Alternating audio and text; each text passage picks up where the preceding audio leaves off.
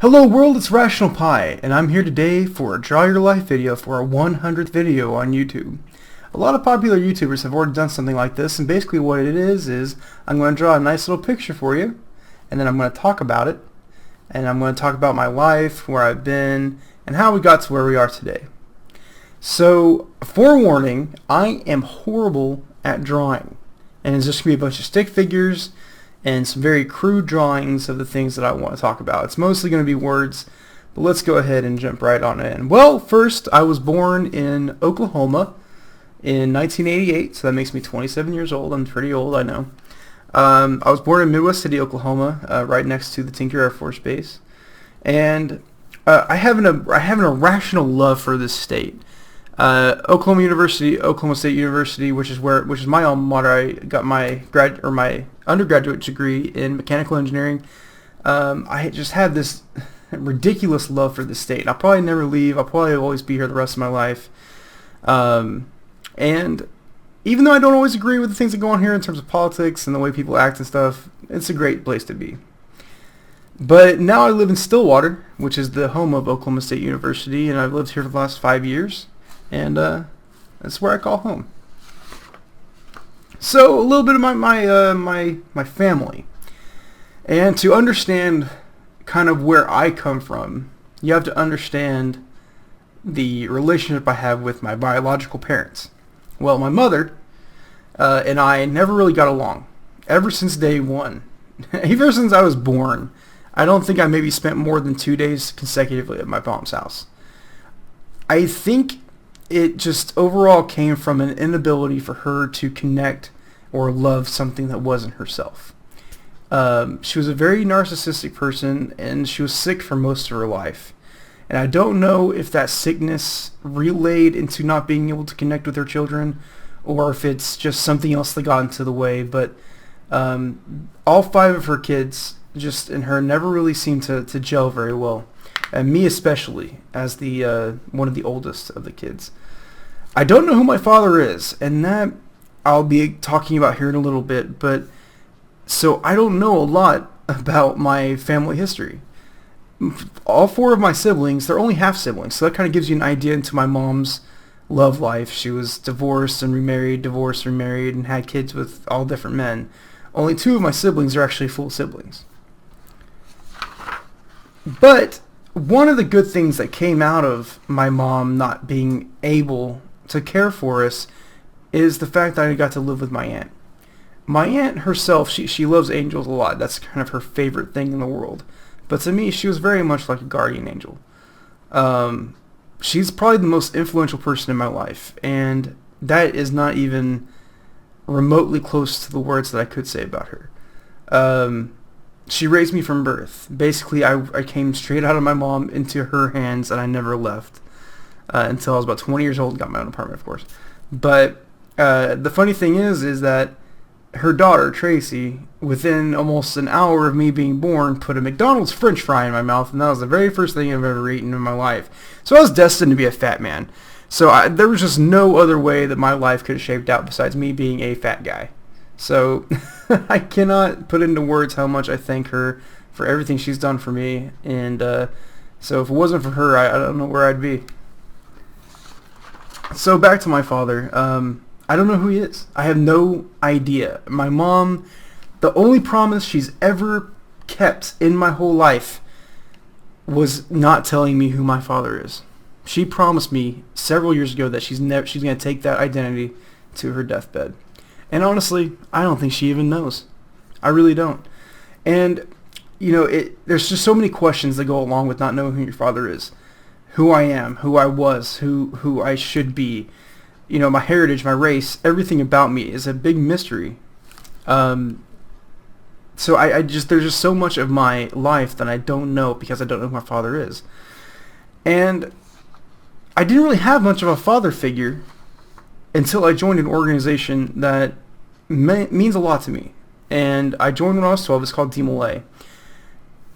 By the time I was 12, I was already making some really bad decisions. I have a very addictive personality, and I have my whole life. Either it's drugs, alcohol, smoking, whatever. I've always had some sort of vice that's always kept a hold of me.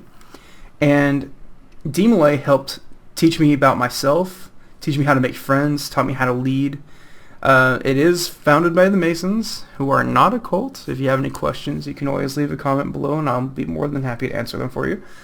But it really taught me how to be me and how to be the best I can be.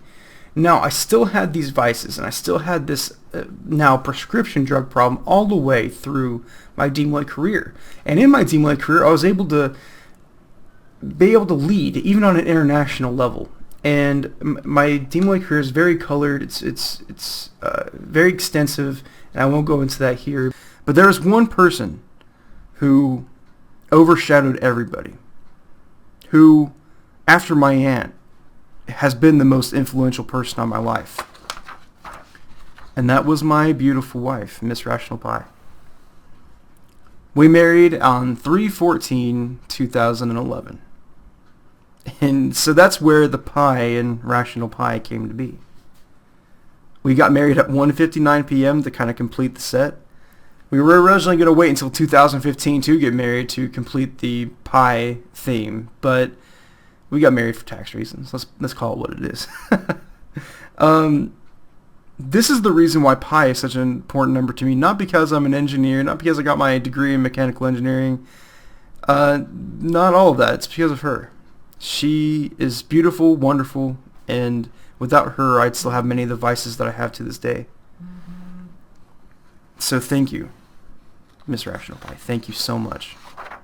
She's the one that talked me into getting my degree. She's the one that encouraged me to become the adult leader in DMLA. She's the one that talked me into doing YouTube. And without her, nothing that I do now would be in existence. But one of the big things that Miss RationalPi and I had to go through was October 2014, or the month of hell. During that time, just everything piled on at once. We had these 2 foster kids that we were taking care of for the last 8 months, and they were given back to their families after 8 months, and they were in October 2014. And that really hurt. And it was one of the deepest pains I've ever experienced in my life. And I never have really recovered from it. Because my wife and I are infertile. We cannot have our own kids. And that furthered the notion that my aunt instilled in me that you do not have to be a mother or father to be a mother or father. You don't have to be a biological mother or father. And as a side note, Taxi, Ty, you're always going to be my kids. I may never see you again, but you'll always be my kids. Please don't ever forget, and I know you will because you're so young, but try not to forget the lessons we taught you. Try not to forget the good times we had, because I know I never will. I love you. But also in October, Miss RationalPi got diagnosed with something horrible that I'm not going to get into, but it now has been resolved, so there's nothing to worry about there. But it's just stacking one on top of another problem. I was also in school at the time, trying to pass these classes, trying to graduate that same semester. And in November, my mother died. Literally 2 weeks after the month of hell.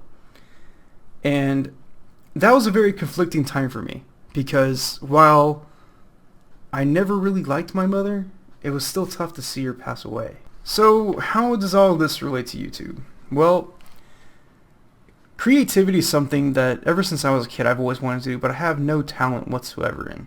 I'm not a creative person. My little sister's the creative one, and I think I might have already posted a video with her in there. If not, one will be coming soon. But YouTube was a way for me to try to bring some of that creativity out. I've always loved video games since I was a kid. That was the only thing I really had in common with my little brother, is being able to play video games. And honestly, whenever the Let's Play fad came into play, I honestly hated it. I thought it was the dumbest damn thing I've ever seen in my life. But what really got me into YouTube was the young men that I work with. They love this stuff. They love YouTube. They love Let's Plays. They love videos like this. And I wanted to use this as a way to connect with them. But after I started doing it, I realized that this is fulfilling that creativity that I was never able to fulfill the whole rest of my 27 years in existence. I started in May 2015, and now it's December 2015. It's only 7 months in, and I've already been able to make 100 videos, which is something that I never thought I was going to be able to do. And I'm having fun with the editing, having fun putting this out here. But the number one thing is that what I want from YouTube is to be able to make somebody smile, to make somebody's day brighter, because that's what this sort of thing is all about. You want to be able to get on here and try to reach out and try to make friends, or whatever it is, whatever your goal is in YouTube. But that's what I want out of this, is to be able to brighten somebody's day, because there's been several days in my life where I needed something to brighten my day. And if I can do that for one person, in this whole experiment, this whole thing, it matters. And it matters a lot. So that's kind of a brief synopsis of my life. If you have any questions, if you have anything that you'd like to add or anything you want me to expand upon, comment below. A like and subscribe is always appreciated. I know I asked a lot of that, but it really does help the channel out whenever you're able to hit that like button. And I'll see you guys in the next video.